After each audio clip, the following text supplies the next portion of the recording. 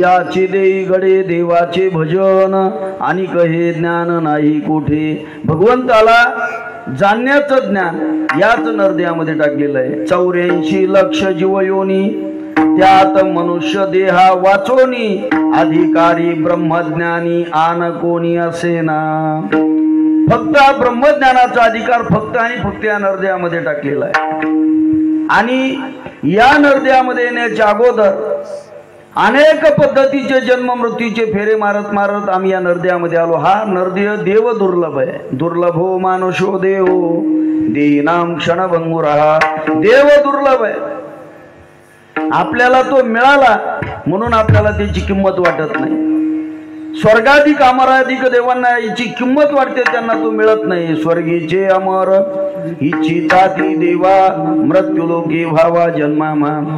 इहलोकीचा देह देव इच्छिता ती पाहे। धन्य आम्ही जन्मालो दास विठोबाचे झालो। आम्ही दैवाचे दैवाचे दास पंढरी रायाचे। आणि म्हणून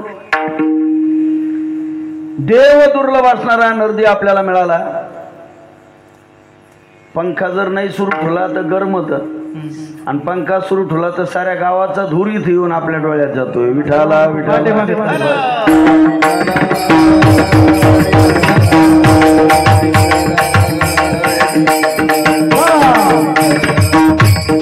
स्वयंपाक सुरू आहे म्हणल्यावर मग चालू दे काही। आणि असा तो त्या ठिकाणी देव दुर्लभ असणारा नरदी आपल्याला मिळाला ब्रह्मदेवानं। आपण माणसं म्हणतात आम्हाला काय दिलं देवाने? अरे हे सर्व शरीर दिलं, दिले इंद्रिय हात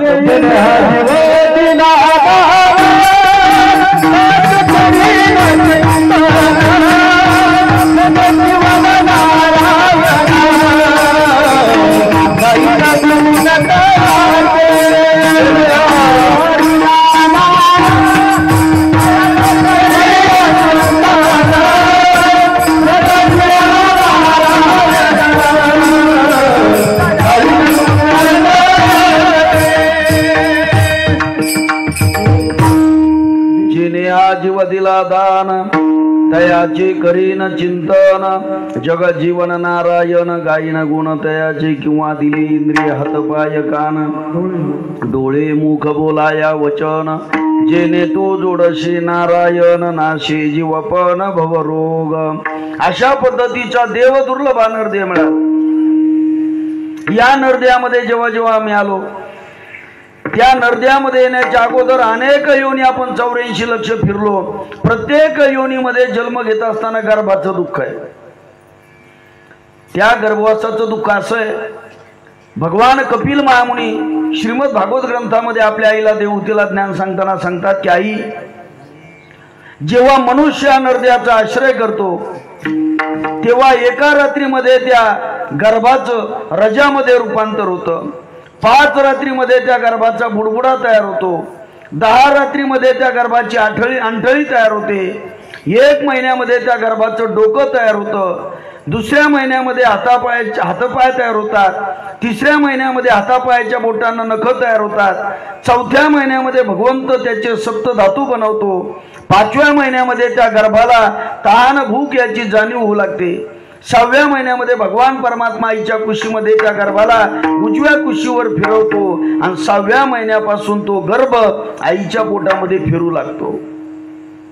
7व्या महिन्यामध्ये भगवंत त्या गर्भाची ज्ञानशक्ती जागृत करतात आणि 7व्या महिन्यामध्ये मग त्या गर्भाला कळू लागतं आपण कुठे आहे म्हणून। बघतो तर काय, विष्टाले पचोईकडे नाकी तोंडी कृमी किडे। गर्भवासाचे दुःख गाढे कोणापुढे सांगावे, काय सांगू गर्भीची यातना।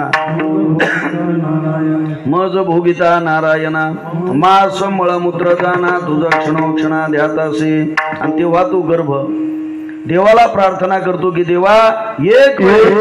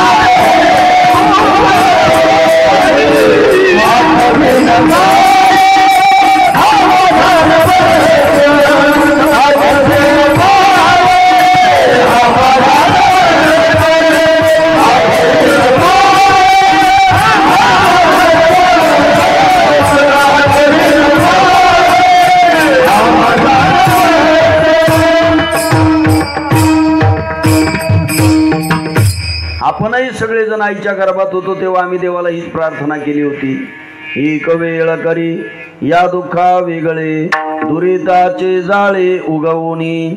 तेव्हा आपल्या सगळ्याला आईच्या पोटामध्ये असताना भगवान परमात्माने विचारलं होतं की मी तुला गर्भाच्या बाहेर काढतो, पण याच्या बदल्यात तू माझ्यासाठी काय करशील. आपण सगळ्यांनी देवाला एक नवस केला होता आईच्या पोटामध्ये. कोणता नवस? आठवीन पाय हा माझा नवस.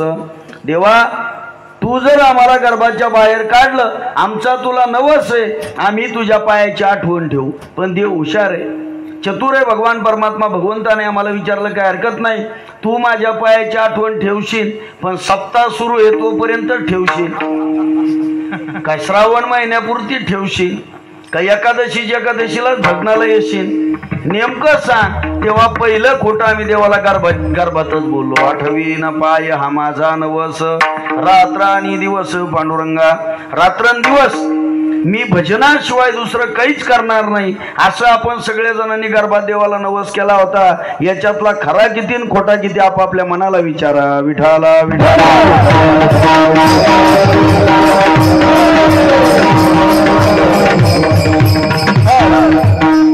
गर्भाचं दुःख संपलं रे, संपलं की जन्माचं दुःख आहे.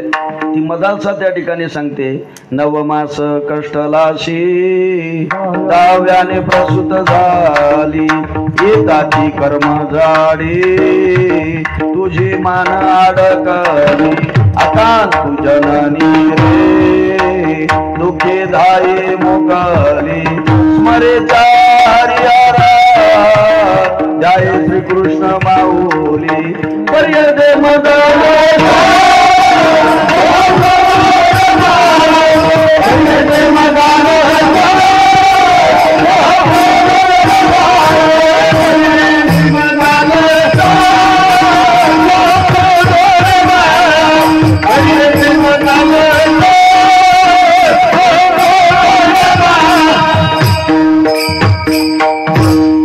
मग जन्माचं दुःख आहे.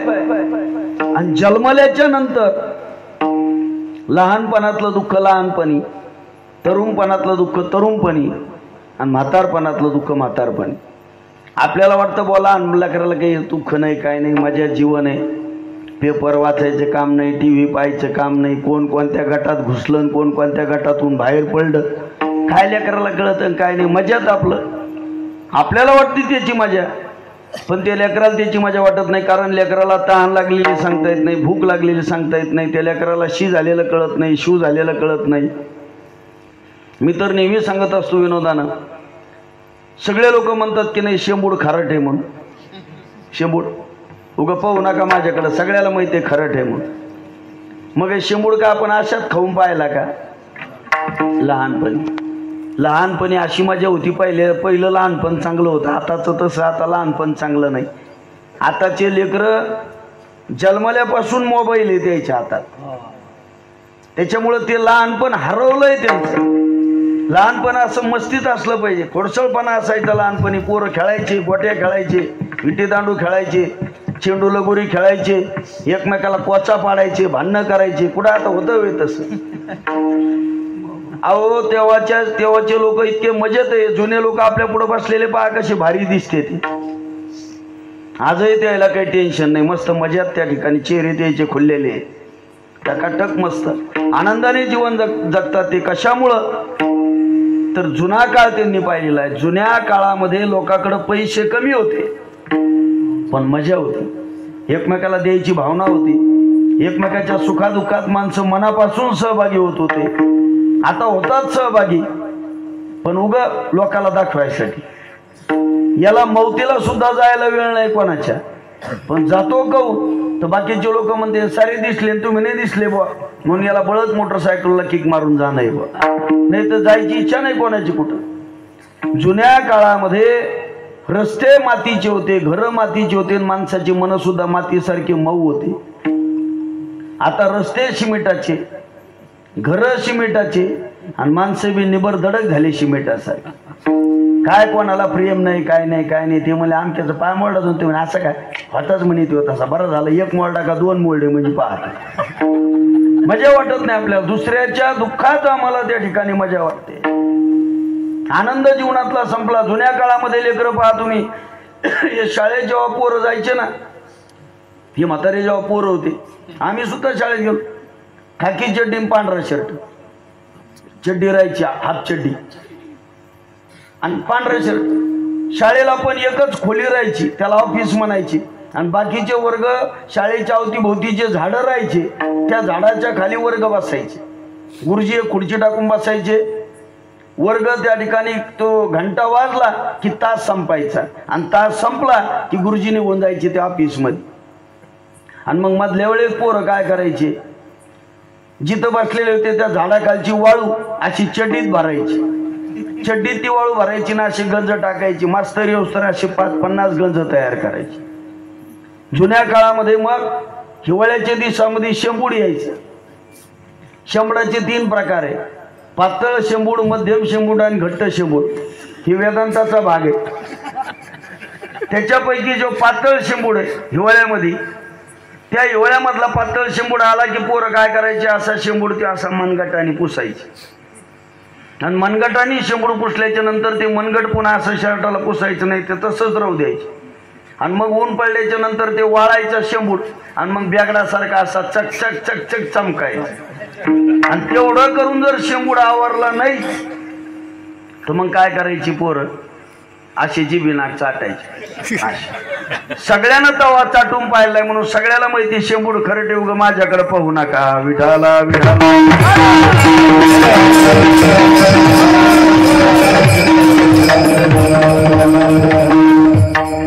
मग लहानपण त्या ठिकाणी जातं. बाळपण गेले निनता, तारुण्यपणी विषयी व्यथा, वृद्धपणी प्रवर्तली चिंता, मरे मागुता जन्म धरे.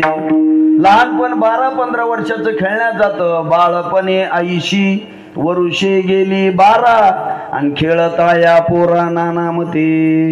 अनेक पद्धतीनं खेळता खेळता 12-15 वर्ष निघून जातात. मग तारुण्य येतं. तरुणपणामध्ये तोपर्यंत मनुष्य सुखी आहे जोपर्यंत त्याचं लग्न होत नाही. लग्न झालं की माणसाच्या जीवनामध्ये दुःखाला सुरुवात झालीच. हे माझं म्हणणं नाहीये, संतांचं म्हणणं आहे.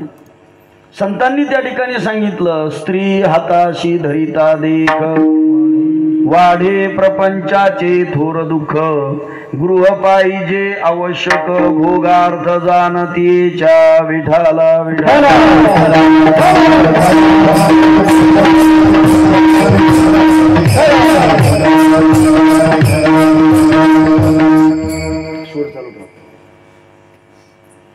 आणि मग तरुणपणामध्ये घर बांधायचं, घर बांधायचं, घर बांधायचं, त्याच्यात सगळं जातं माणसाचं. काऊ झाला ना तिकडं सप्त्याला आलो असतो राव, पण घराचं बांधकाम चालू आहे. प्रयत्न करतात माणसं संसारामध्ये आणि प्रारब्धावर ढकलतात, फार मारतात. चला कीर्तनाला, आमच्या कुठं नशिबात. चला तीर्थयात्रेला, आमच्या कुठं प्रारब्धामध्ये. चला पंढरपूरला, आम्हाला कुठं बोललं देवाने. मी म्हणत असतो आपल्यासारख्या टंबरेळाची काय गरज पडली देवाला. आपण काय ज्ञानेश्वर महाराज आहे का, तुकाराम महाराज आहे का, नाथ महाराज आहे का, चोखोबर आहे का, गोरोबा काका आहे का, सावता महाराज आहे का, नरहरी महाराज आहे. आपण का भगवान बाबा आहे का, भीमसिंह महाराज आहे का. आपण आहे कोण? सामान्य जीव तुम्ही आम्ही. आपण सहज म्हणतो आम्हाला कुठं बोललं देवाने. अरे त्या देवाच्या ऐश्वर्याचं जर वर्णन केलं तर सकाळी 3 वाजता माणसाची नाही देवाची रांग वाळवंटापासून महाद्वारापर्यंत.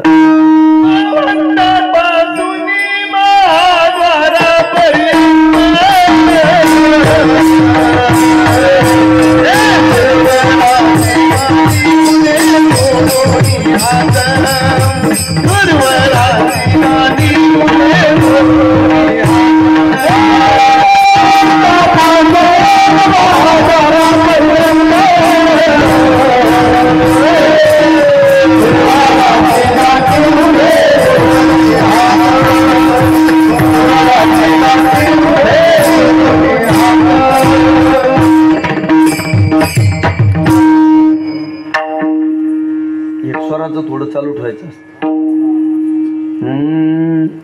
वाळवंट वाळवंटापासून महाद्वारापर्यंत सुरवराचे दाटी उभे जोडून हात.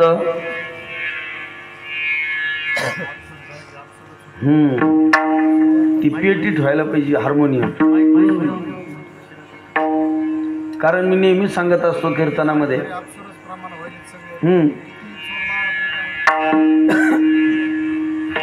त्या हार्मोनियमची एक सवय पडलेली.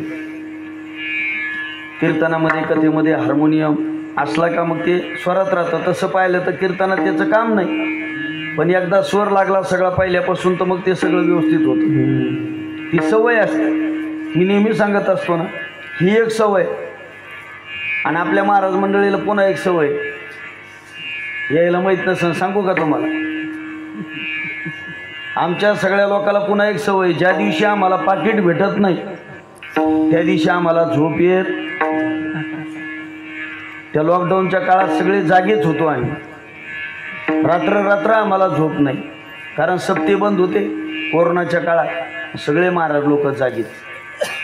किती वाजता पाहते ऑनलाईन दिसायची, 12 वाजता, 1 वाजता, 2 वाजता. आमच्या घरची कदरली ती मला कधी उठून पाहिले तर मी जागाच मोबाईलवर.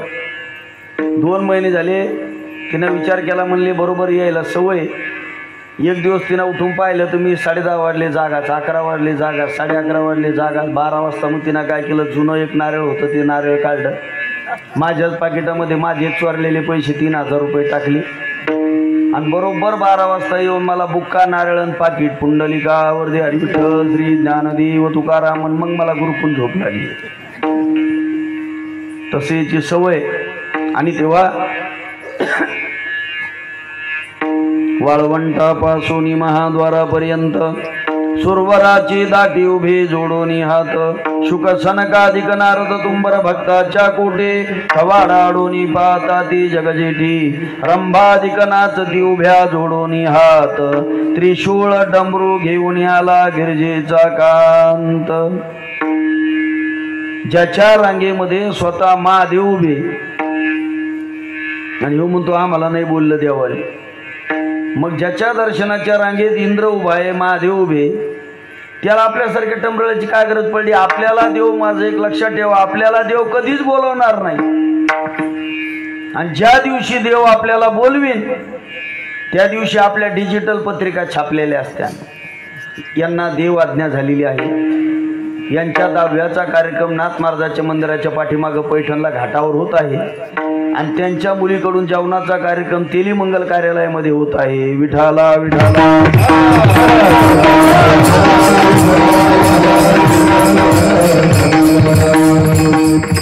काय गरज पडली देवाला आपल्याला बोलवायची? काय त्याला का कमी देवाला? म्हणून तरुणपणामध्ये घर बांधायचं, घर बांधायचं, घर बांधायचं, याच्यामध्ये त्या ठिकाणी आपलं जीवन जातं.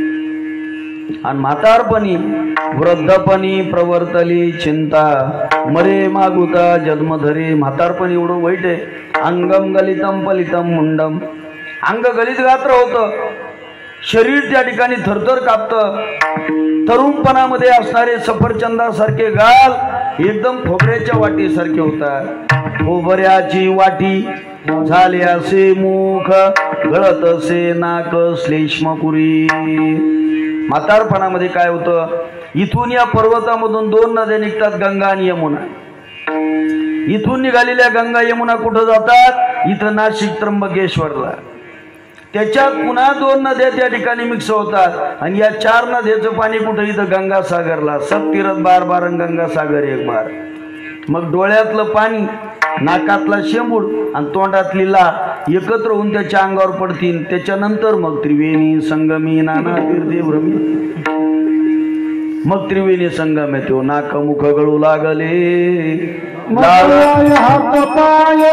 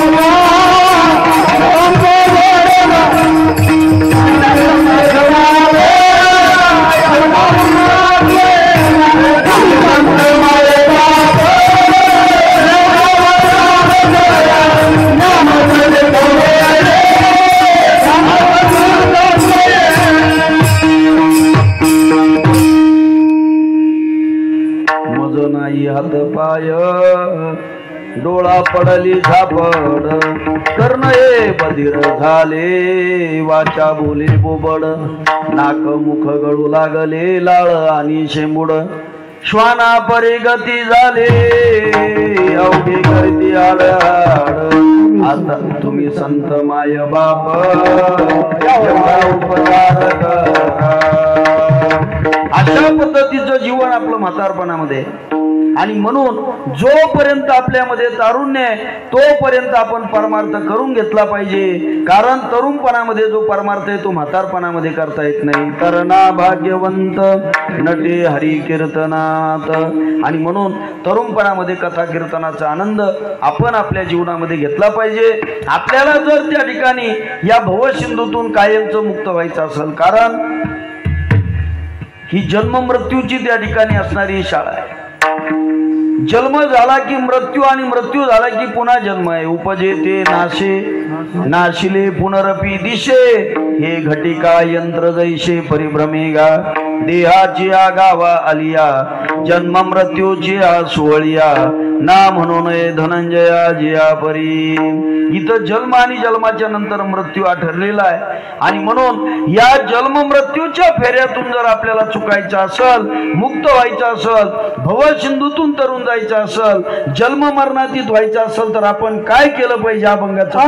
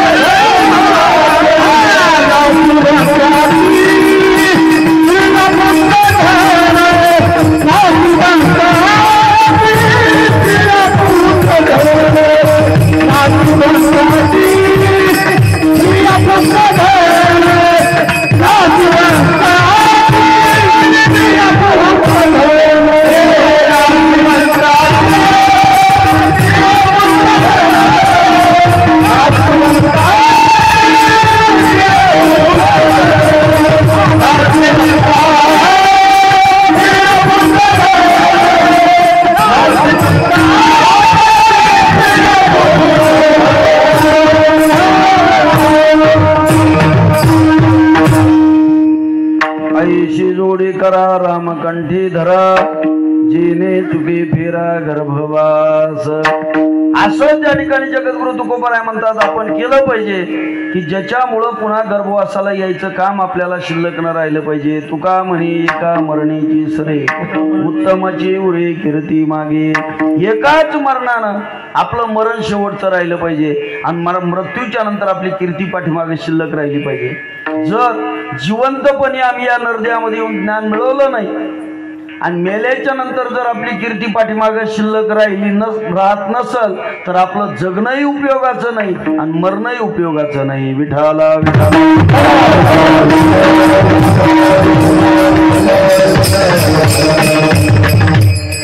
एका सुभाषितकाराने सुंदर वर्णन केलेलं आहे. किती सुंदर गाता येत असल पण त्या गायनामध्ये जर स्वर नसल तर ते गायन उपयोगाचं नाही. किती मोठं मंदिर असल, त्या मंदिरामध्ये जर दिवा लागत नसल तर ते मंदिर उपयोगाचं नाही. किती मोठी नदी असल पण त्याच्यामध्ये पाणी नसल, त्या नदीचा उपयोग नाही. किती मोठा वृक्ष असल, त्या वृक्षाला जर फळ आणि फूल येत नसल तर तो वृक्ष उपयोगाचा नाही. कितीच गाय चांगली असल पण ती जर दूध देत नसल, त्या गायीचा उपयोग नाही. किती सुंदर पत्नी असल पण ती पतीची सेवा करत नसल, तिचा उपयोग नाही. किती संख्येनं जास्त भाऊ असतील पण एकमेकाच्या विचारानं राहत नसतील, त्यांचं भाऊ पण कामाचं नाही. किती ब्राह्मण कुळामध्ये जन्माला आला असल पण त्यानं जर ज्ञान मिळवलं नसल तर त्याचं ब्राह्मण्य उपयोगाचं नाही. आणि किती या नरद्यामध्ये आला असल पण मृत्यूच्या नंतर जर कीर्ती शिल्लक राहत नसल तर त्याचं जगणं आणि मरणं उपयोगाचं नाही. विठाला विठाला.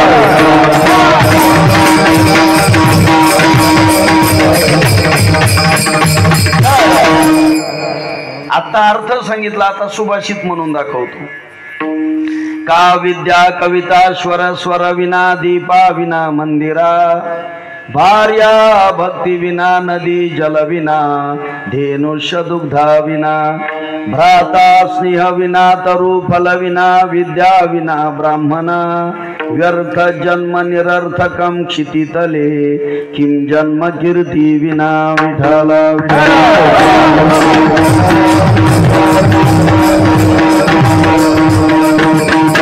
कीर्ती शिल्लक राहिली पाहिजे, ज्ञान मिळवलं पाहिजे. शाम न विद्या न तपो न दानम, ज्ञानम न शीलम न गुणो न धर्म, ते मर्त्य लोके भूमिभार भूता, मनुष्य रूपेण मृगशरंती, नाही तरी काय थोडी श्वान शुकरी बाबुडी. आणि म्हणून आपण या नरद्यामध्ये आलो ना, आपण ज्ञान मिळवलं पाहिजे. मरणाच्या नंतर आपली कीर्ती शिल्लक राहिली पाहिजे. मरावे परी कीर्ती रूपी वर. असं जर असलं तर ते जीवन आहे, ते जगणं आहे, ते मरण आहे. आणि जीवनामध्ये असं काहीतरी केलं पाहिजे की देव आपल्या घरी आला पाहिजे. जगद्गुरु तुकोबराय गाथ्यामध्ये अभंग, हिंदी अभंग जगद्गुरु तुकोबरायचा, ऐसा कर घर हवे राम. असं काहीतरी कर की ज्याच्यामुळं राम आपल्या देव घरी आला पाहिजे. मग पुण्य कर का पाप कर, देवासोबत मैत्री कर का वैर कर, पण देव घरी आला पाहिजे. एक तर प्रेमाने देव घरी येतो, नाही तर वैराने येतो. शबरीनं भगवंतावर प्रेम केलं, भगवंत तिच्या घरी आले आणि तिचा उद्धार केला. आपण आज कथेमध्ये ऐकलं. आणि रावणाला प्रेम करायचं जमलं नाही, रावणाने वैर केलं. शबरीच्या घरी येऊन जसा शबरीचा उद्धार भगवंताने केला ना, तसं रावणाच्या सुद्धा घरी गेले भगवान प्रभू रामचंद्र लंकेमध्ये, आणि तिथं जाऊन त्याचा उद्धार केला. आपल्या देव स्वप्नातही यायला तयार नाही, कारण आम्ही देवावर शबरी इतकं प्रेमही करत नाही आणि रावणा इतकं वैरही करत नाही, म्हणून आम्ही मधल्यामध्येच. विठाला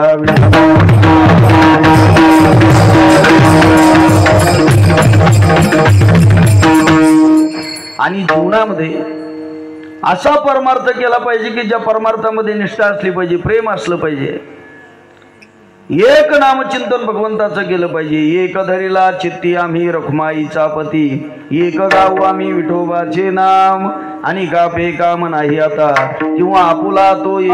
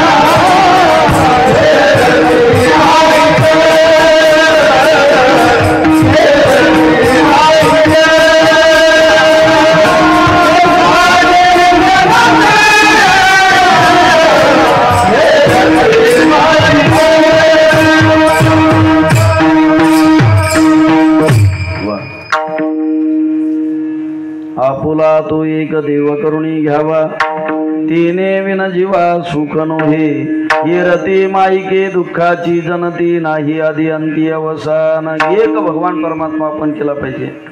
आपल्या परमार्थाला तर दम नाही आणि देव तर आपल्या स्वप्नात यायला तयार नाही, सांगणाराच्या नाही ऐकणाराच्या नाही. कारण आम्ही दिवस बदलला की देव बदलतो, दिवस बदलला की देव बदलतो. आणि असं त्या ठिकाणी दररोज देव बदलणाऱ्या व्यक्तीसाठी कैवल्य साम्राज्यवर्ती चक्रवर्ती ज्ञानोबा आहे एक ओवी लिहितात. ऐसा अखंड भजन करी उगानो एक क्षण भरी, आणि आघवेन गावद्वारी आहे वजैशी. काय भाषा आहे ज्ञानोबरायची, काय म्हटले ज्ञानोबराय? दररोज देव बदलणारा भक्त असा आहे. कसा? उदाहरण दिलं पुढच्या याच्यामध्ये, आघवेन गावद्वारी आहे वजैशी. या वाक्याचा अर्थ थोडक्यात असा होतो, जशी वेश्या कधीच विधवा होत नाही तशा पद्धतीचा भक्त आहे विठाला.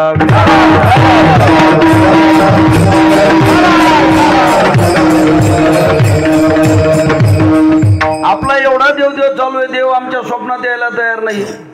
आमच्या माता मावल्याचं काय परमार्थ कमी आहे का? अहो त्यांचा जर विचार केला तर इतका त्यांची इतका परमार्थ तर माणसं करणार नाही. पण तरी सुद्धा देव त्यांच्या स्वप्नात येतो का विचारा त्यांना. का? तर त्यांच्या परमार्थाला धोरण नाही, बेधोरणे. त्याला कोणी नुसतं सांगा आमच्या ठिकाणी आमका महाराज निघाला भेड्या, टेम्पूच्या टेम्पू कुठपर्यंत. सगळेच लोक नुसते त्याच नाही, नुसतं लोकांना कळ आमच्या ठिकाणी असा बाबा निघाले तिकडं. त्या बाबाचं त्या महाराजाचं असं शेपूट धरते सगळे लोक. कुठपर्यंत? जोपर्यंत शेपूट उपसून त्याच्या हातात येत नाही तोपर्यंत आमचे कोठाळकर बाबा म्हणत असते. शेपूट उपसून एकदा यायच्या हाताला लागलं, कोंडा महाराज तिकडं हे इकडं.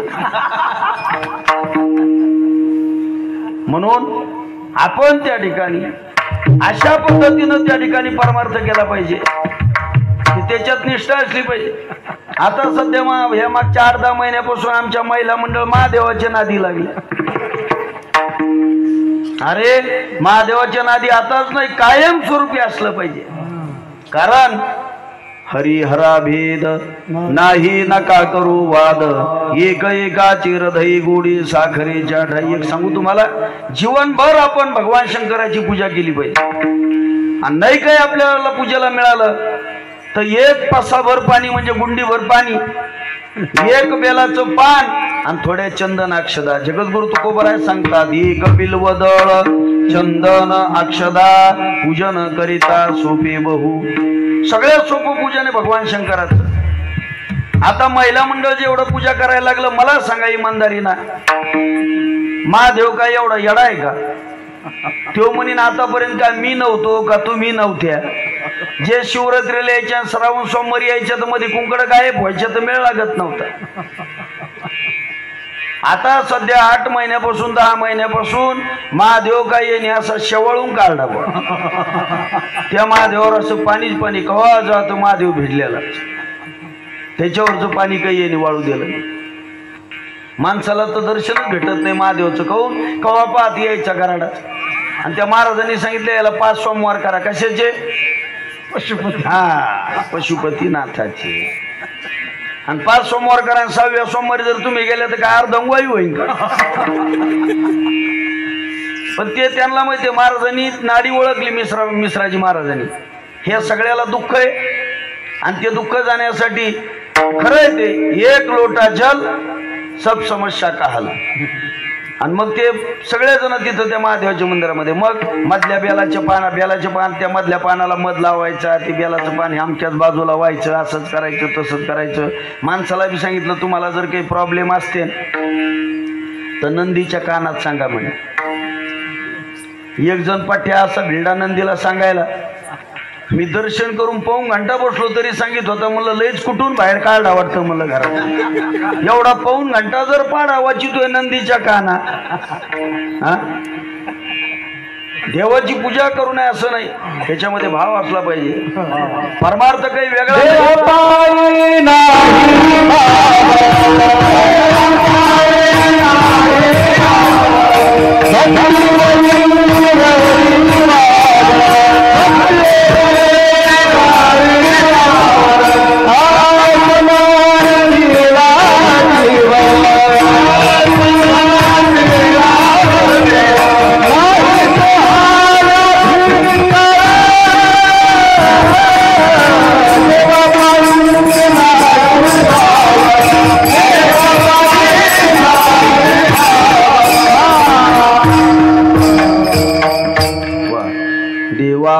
नाही भाव अवघा भक्तीवरी वरी वाव भक्तीवरी वरी वाव समर्पणला जीव नाही तो हा व्याधिचार अरे असं जर असल परमार्थाचा व्यभिचारच आहे दुसरा याच्यापेक्षा काय आणि हे सगळे जे टाळकरी आनंद महाराज हे टाळकरी सगळे पाठांतराचे टाळकरी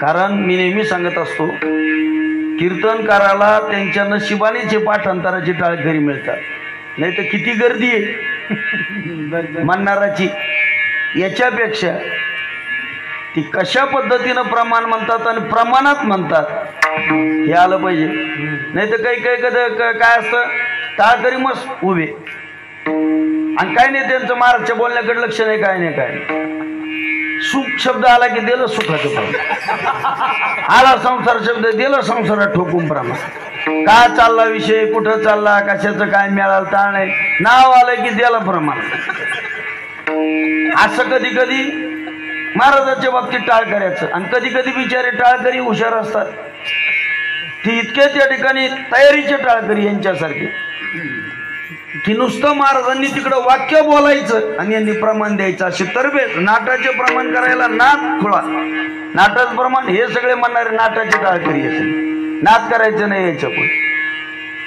पण त्यांना असा महाराज मिळवतो जेच कीर्तनाचा अभंग घेतो जे समृद्धी महामार्गावर चढवतो तिकून थेट तिकडं नागपूरला खाली उतरतो हे बिचारे आपले तसेच उभे प्रमाणाचं काम नाही आहे काय धोरण नाही काय ते चाललं कुठं कीर्तन काय मिळालं टाळणे म्हणून हे प्रमाणाचे सगळे टाळकरी आहे विठाला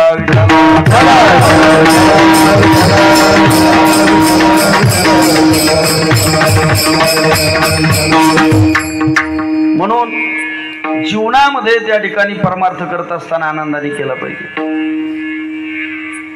महिलांचा परमार्थ चांगला आहे पण त्यांच्या परमार्थाला धोरण नाही नादी लागल्या कुठं नादी लागायचं कोणी काही म्हणत ना पा आपल्या माणसाला काम जास्त का त्यांना जास्त माणसाला काय काम आहे अहो माणसं काही काही हे मी आमच्या तिकडं सांगतो तुमचं नंतर तिकडे गेल्यावर सांगेन मी उद्या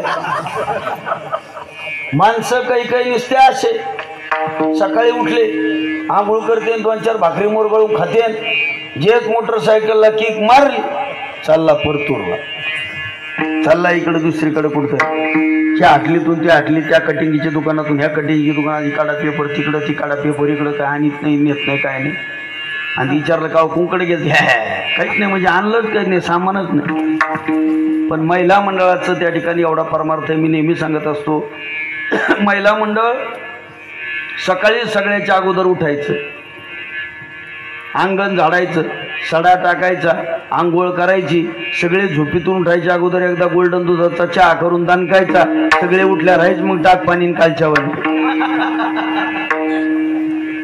लेकराचं आवरून लेकरं शाळेत पाठायचे मालकाचं आवरलं की मालक शेतात असतील तर शेतात नोकरीला असतील तर नोकरीला सगळं जिकडे तिकडे आवरून द्यायचं मग नंतर आपलं आवरून घराला कुलूप लावायचं डोक्यावर टोपलं घ्यायचं दिवसभर शेतात काम करायचं मालकाने संध्याकाळी गाडी झुकली कापसाची असलेलं गठोडं त्या गाडीमध्ये टाकायचं गठोड्यावर मागं तोंड करून बसायचं पांदीतून येड्या बाबळीतून गाडी घरी गाडी आल्याच्या नंतर मग चुलीला पेटू घालायचं स्वयंपाक करायचा सगळ्याला जेवू घालायचं आपण जेवायचं पुन्हा अंगावर शाल घेतले की चालल्या सगळ्याच्या पुढे कीर्तनात एवढे कामं त्याच्या मागे आणि एवढ्या वेळात वेळ एखादी भांडायला जर भेटलीच तिला बी नाराज करायचं नाही काय यायला त्या ठिकाणी सिम कार्ड यायचं बशीला असेल तर बसू यायचा मोबाईल हँगच होत नाही ती मध्ये हाडगय ती मध्ये फिरगय तिथंच गुरगुर लागले भांडण लग्नाला जर निघाल्या तर एकाच गल्लीतल्या राहत्या एकाच घरातल्या राहत्या बसताना बसल्या पण तिकडे एकदा बसल्या तिकडं इकडे तिकडे कर तिकडे पाय करते तोंडावर घालची का पाय मग आमचं तेच का धोरण राहत नीट वागायच्या ना इथल्या सोडून आणि मंडपातल्या धरून परमार्थ काय वेगळा आहे का अरे आपण त्या ठिकाणी परमार्थ काय अवघड नाही जीवनामध्ये नाही काही करता आलं तर काही करू नका फक्त एकच करा मोकळे मन रसाळ वाणी ऐशिया गुणी संपन्न मोकळं मन ठेवा आणि बोलणं गोड ठेवा. झाला परमार्थ. विठाला विठाला.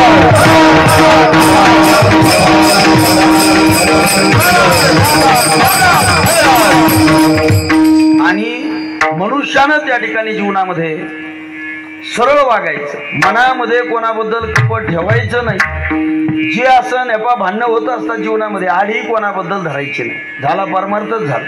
भांडणं झाले ना, चांगले कचंडा कचंडे होऊ द्यायचे. आणि झाल्याच्या नंतर म्हणायचं चला आता दोघं दमलो एकदा चहा पिऊ, राहिलेले भांडणं उद्या करू. झालं मोकळं. लय आडी धरून का आपल्याला काय संग न्यायचं का? किती भांडलो आपण. समजा काय झाल्या कुचक्या नाचक्या याच्यासाठी भांडायला लागलो आपण. अरे ज्या कौरवाचं भांडण पांडवाचं भांडण झालं, हस्तिनापूर आमचं आहे म्हणून एवढे भांडले ते. त्या काळातलं जागतिक महायुद्ध झालं तेव्हा महाभारताचं. कौरव म्हणले आमचं आहे हस्तिनापूर, पांडव म्हणले आमचं हस्तिनापूर आहे. हस्तिनापूर म्हणजे आताची दिल्ली. आजही हस्तिनापूर इथंच आहे. कुठे ते पांडव कुठे ते कौरव, आहे का दोघांचा पत्ता. म्हणून थोड्या थोड्या गोष्टीतून कोणाला भांडायचं नाही, नाराज करायचं नाही. तेवढ्या पुरतं तेवढं होत असतंय. आपण पाण्यावर काठी मार एवढा राग धरायचा. पण पाण्यावर काठी मारलं किती वेळ राहते. एक माणूस गेला जीव कातून, वाच्या पाण्यावर काठी मारली त्यानं, आला घरी. आणि तिसरा पारा जाऊन पाहिलं त्यानं तर तो वळ तसा चोमठलेला होता पाण्यावर. हे खरं. अहो काठी उचलली की संपला, वळच गेला. तसं माणसाचं तेवढ्या पुरतं तेवढं भांडण तंटेन आज जगलं पाहिजे माणसाने, शहाण्या माणसाने. आज सगळं कीर्तन विसरा, सगळ्या कथा विसरा. फक्त एक गोष्ट लक्षात ठेवा, आपण जर शहाणे असू तर चालू वर्तमान काळात जगायला शिका. कालच्याचा विचार करू नका, भूतकाळाचा.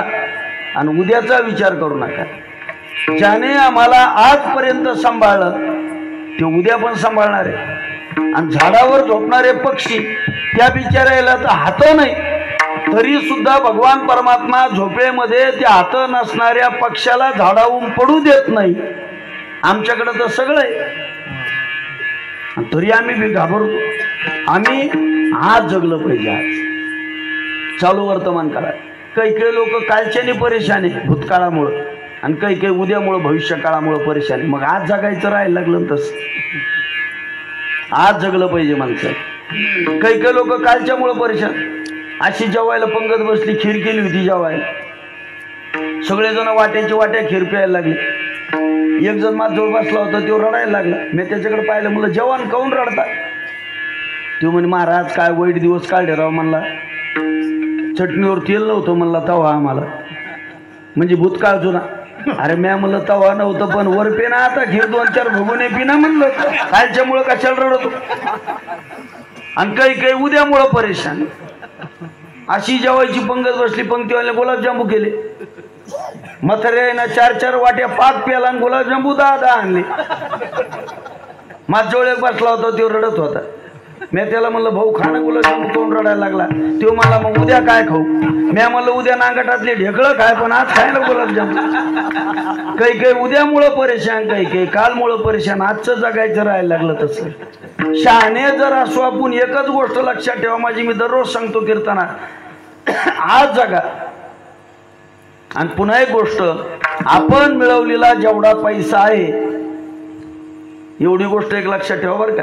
आपण मिळवलेला जेवढा पैसा कष्टाने आहे, तेवढा पैसा आपण आपल्या जिवंतपणी, आपल्या हाताने, आपल्या स्वतःसाठी जेवढा जास्त खर्चिता येईल तेवढा खर्चा. मेल्यावर ते मागचे चोट्टे खाणारच आहे. काय उपयोगाचं आहे? तुम्ही लय काबाड कष्ट केले, जेवले नाही, काय नाही, पोटाला चिमटा घेतला आणि लय कमी, खूप मोठमोठाले घरं बांधले, गाड्या बांधल्या, सगळे बांधले, आणि आपणच मेलो. सांगा काय उपयोगाचं आहे सर? आप मुळे पिछे डूब गई दुनिया. यांना तीर्थयात्रा केल्या नाही, कोणाच्या गरीबाच्या पोरीच्या लग्नात दान धर्म केला नाही, सत्यात वर्गणी केली नाही, गायची सेवा केली नाही, आणि मेला. अरे दरिद्री कोण आहे? दरिद्री आमच्या संतांनी सांगितलं. आम्ही दरिद्री कोणाला म्हणतो? ज्याच्या अंगावर कपडे नाही, ज्याला राहायला घर नाही, ज्याला खायला भेटत नाही, म्हणतो दरिद्री आहे. शांती ब्रह्मनाथ महाराज म्हणतात तो दरिद्री नाही. ऐका दारिद्र्याची लक्षणे. दरिद्री कोण आहे? गाठी असोनिया धन, जो पोटा न खाये आपण, सदा लोलंगित मन, दरिद्र लक्षण या नाव. अरे नसून सोडा, असून सुद्धा जो पोटाला पोटभर खात नाही, काही काही माणसं काहीच नाही रो, असे राहते उदास. लय बंगले त्याच्याकडं, गाड्या त्याच्याकडं आणि फिरतो ना, कधी पाहतो बोरच. एक जण असा होता, पिवळे चुटूक दात झाले. मी म्हणलं दात काऊन घाशीत नाही? तो मला आम्ही लय गरीब आहे. गरीब आहे मग दाताला काय करायचं? ढेपच्या ना घास, इटकरीच्या टोल्या ना घास, कशा ना घास. गरीबाचा दात घासाचा काय संबंध आला? माणसांनी फ्रेश राहिलं पाहिजे. आपण मिळवलेले पैसे ह्या टकाटक कपडे घालायचे, मस्त परफ्यूम गिरफ्यूम मारायचा, दनाटून फिरायचं, तीर्थयात्रा करायची. आपण जिथे तोपर्यंत मेल्याच्या नंतर काय राहणार आहे? आपल्याला वाटतं आपण आहे म्हणून सगळे, काय गरज नाही लोकाला आपल्या. आपण गेलो ना जगातून, आपण मेल्यावर सूर्य उगवणारे, यष्ट्या पळणारे, हाटली उघडणारे, लोक भजे खाणारे, शिमगा होणारे, लोक बोंबलणारे, सप्ताह होणारे, लोक जेवणारे, 12 गाड्या वाढणारे, सगळं होणारे. फक्त आपण नसणारे, आपण नसू आपण. म्हणून जोपर्यंत आपण आहे तोपर्यंत आपण जगून घेतलं पाहिजे. आणि ज्याला आज जगता आलं नाही त्याचा काही उपयोग नाही. म्हणून आपण आपल्या जीवनामध्ये भगवान परमात्माचं नामचिंतन आपल्या कंठामध्ये धारण करायचं. आणि ते कसं करायचं? विठोबा रखुमा, विठोबा रखुमा,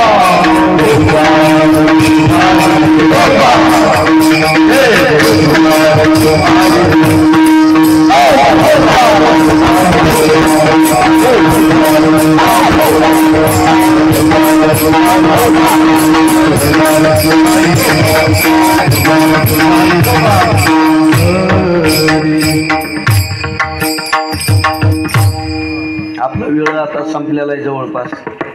मी माझ्या ह्याच्यात अलार्म लावून ठेवत असतो 10 मिनिटं आधी, म्हणजे मला कळतं की 11. कारण की ज्ञानोबरांनी सांगितलंय, साचा आणि मवाळ, मितुले आणि रसाळ. साच म्हणजे खरं पाहिजे, ते मवाळ पाहिजे. रसाळ म्हणजे गोड पाहिजे. आणि पुन्हा मितुले शब्द हे लक्षात ठेवला पाहिजे. मितुले म्हणजे कमी शब्दात पाहिजे. 11 वाजता जर कीर्तन सुटत असेल आणि 12 वाजता जर सोडलं, लोक म्हणते चांगला सांगितलं पण त्याला टाईम नाही कळत. मितुले म्हणजे मोजक. आणि किती पुन्हा गोड, तर शब्द जैसे कल्लोळ अमृताचे. अशा पद्धतीनं त्या ठिकाणी जीवन असावं. आपला वेळ आता संपलेला आहे. 3 चरण अजून सोडायची बाकी. म्हणून शब्द त्या ठिकाणी शब्दशार्थ त्याचा सांगूया. आणि म्हणून आपणही आपल्या जीवनामध्ये जगत असताना या भवसिंधूच्या पहिल्या तीरावर जर जायचं असेल तर एक भगवान परमात्माच्या व्यतिरिक्त बाकी सगळं जेव्हा कधी पुढं योग येईल तेव्हा हाच अभंग घेऊन आपण पुढचे त्या ठिकाणी चरण विस्तृत पद्धतीनं सोडू. पण आता त्या ठिकाणी वरचा अर्थ त्याचा सांगतो की एक भगवान परमात्माच्या व्यतिरिक्त नाशिवंत आटी, प्रिया, पुत्र, धन, बीज ज्याचा शीनतेची फळ. एक भगवान परमात्माच्या शिवाय बाकीचं सगळं नाशिवंत. याच्या 3 जणांचे नावं घेतली. प्रिया म्हणजे पत्नी, पुत्र म्हणजे मुलगा, आणि धन. धनामध्ये सुद्धा मनुष्यानं उन्मत्त न झालं पाहिजे. आपलं धन आपल्याला सुख देत आहे, पण कधी आपण त्या धनातला 10वा हिस्सा परमार्थिक कार्यामध्ये लावून बघा, अनुभव घ्या, आणि मग पहा आपलं धन आपल्याला कशी मजा देतं. नुसतं मिळू ठेवल्याने मजा नाही. त्या धनामध्ये कधीतरी सप्ताहामध्ये वर्गणी, मंदिर बांधकामासाठी वर्गणी, आपल्या पैशाने तीर्थयात्रा, गोरगरिबाच्या मुलीच्या लग्नामध्ये सहकार्य, गायीची सेवा, साधू संतांची सेवा. एखादा अनाथ प्रेत पडला असेल की ज्याच्यावर अंत्यसंस्कार करायला कोणी तयार नाही, तिथं पैसे खर्चा आणि पहा तो पैसा कसा आनंद देतो मग आपल्याला. आणि नुसते जर आम्ही पैसे मिळवलेच आणि खर्चच केले नाही तर ते पैसे 4 ठिकाणी जातात. चोर दायाद आणि आगी, अधर्मे रोग संचरे अंगी. ज्याचा पैसा परमार्थात जात नाही त्याचा पैसा चोर चोरून नेतात. चोराच्या तावडीतून जर तो पैसा सुटला, दायाद म्हणजे भावकीच्या भांडणात, कोर्ट कचेऱ्यात तो पैसा जातो. या दोघांच्या तावडीतून जर तो पैसा सुटला तर त्याच्या धनाला आग लागते. कद्रीय ब्राह्मणाच्या लागली तशी जळून भस्म होतं धन.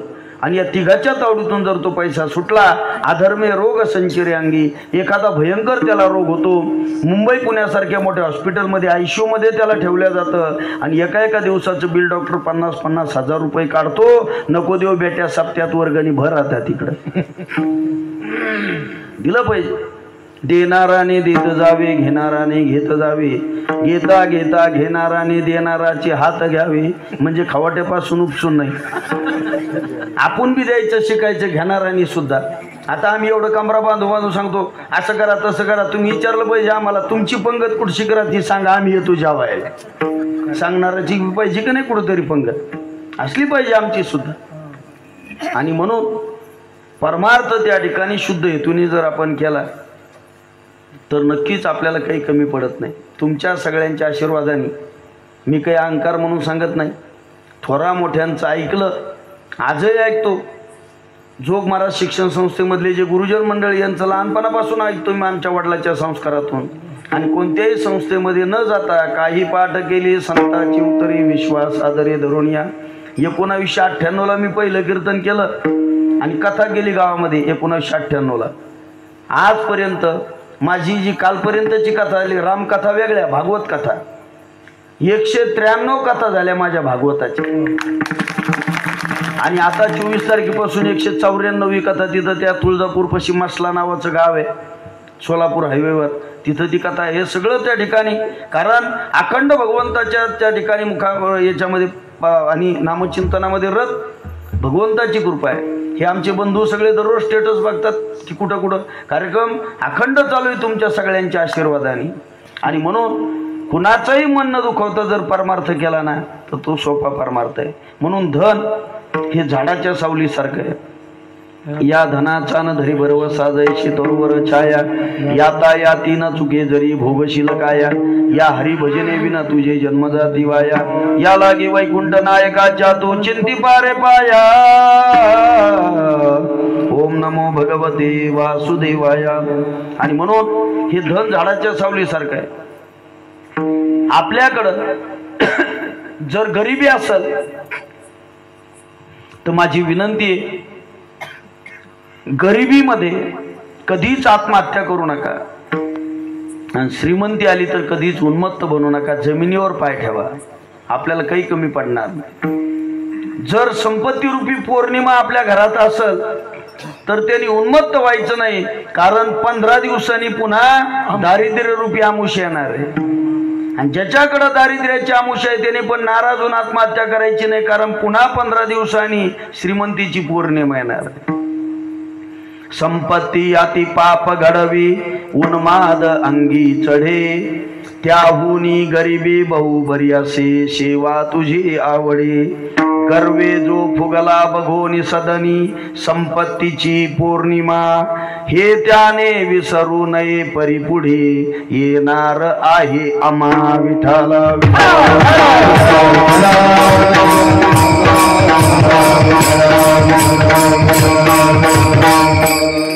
भागवतामध्ये ग्रंथामध्ये 15 अनर्थ सांगितले. धनाच्या पाठीमाग असते यम हिंसा नृतम दंभ काम क्रोध स्मयो मधा भेदो वैरम विश्वास संस्पर्धा व्यसनानीच, द्रव्याच्या मागे कळिकाळाचा लाग म्हणून या संग खोटा त्याचा. आणि मग आपण एकच करायचं, नाव धड करा सहस्त्र नामाची, जेने भव सिंधूची थडी पावे. पलीकडच्या थडीवर जायचं ना, मग नामचिंतन रूपी नौकेमध्ये बसायचं. आणि त्या नौकेमध्ये ज्या नौकेत बसून संत गेले त्याच नौकेमध्ये आपण जर गेलो तर आपल्यालाही सुद्धा न पडे गुंता कोठे काही. मार्ग दावून गेले आधी दया निधी संतते, केनेची पंथे चालू जाता न पडे गुंता कोठे काही. आणि म्हणून आपण त्या ठिकाणी त्याच मार्गाने जायचं जिथं संत उतरले, पहिलं थडीवर उतरायचं. आणि ज्या नावेत आपण बसून गेलो ती नाव पुन्हा रिटर्न पाठवायची माग. कशाला? मागच्या लोकांना यायला. नाही तर काही लोक गेले पलीकडच्या काठावर, उतरले नावेतून, त्याला थंडी वाजली आणि ते म्हणले मग आता लय थंडी वाजायला लागले राव. ते म्हणले मग काय करा, म्हणले आपल्याकडे काढायची पेटी पण काही जळतण नाही म्हणले काही. ते म्हणले काय करा, जळतण नाही, नावच फोडा ना म्हणले. देव म्हणले पेटून. आमचे तुकोबराय सांगतात जाळू नये नाव पावलेनी पार मागील आधार बहुतांचा, मागच्या लोकांचा तो आधार आहे. म्हणून ती नाव त्या ठिकाणी तुका म्हणे नाव अंजनासाठी उदकी ठाव. तशा पद्धतीनं हजार नावाची हजार नाव कोणते देवाचे? विष्णू सहस्रनाम. नाव धड करा, धड शब्द आहे बरं का, पण इथं फुटले नाही पाहिजे, ती धड पाहिजे, धड. नामचिंतन करायचं. भगवंत म्हणतात मी नामचिंतनामध्ये असतो, पण आपण ओवीकडे लक्ष देत नाही. भगवान परमात्मा अर्जुनाला सांगतात की अर्जुना, मग तयापाशी पांडवा मी हरपलिया वसावा, पण जेथ नाम घोषू बरवा करती माझा. बरवा शब्द महत्वाचा आहे. नाही तर नामचिंतन चालू आहे, पण बळच मळच नाही, आवडीनं चालू आहे. अशा ठिकाणी भगवान परमात्मा असतातच. आणि म्हणून आपला उद्धार करण्यासाठी त्या नौकेमध्ये बसून जायचं. आणि म्हणून आपल्या सगळ्याला भीती आहे काळाची, पण या देहरूपी भात्यामध्ये आम्ही राम नामांकित जर बाण भरले असतील आणि काळ जर आम्हाला घ्यायला आला तर तुम्ही त्याच्या तोंडात मारा. भंगा तुका म्हणे काय